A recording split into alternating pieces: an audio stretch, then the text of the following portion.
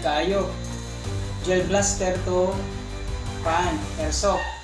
Nanara kung budget me lang, pariha ra gyud siya. Ang receiver pariha ra gyud ang sod ra ni Elisa lang gyud ang sod niya. Mao ni siya airsoft oh. Airsoft mag.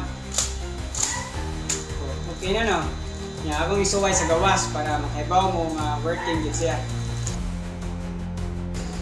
Ay mga boss, mga negatang gel blaster boss, i-convert o airsoft. Ang mo na yung tira boss. Ang mo para tayo epektibo. Para boss, single part is one.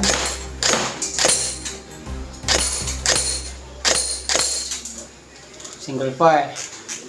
Full auto.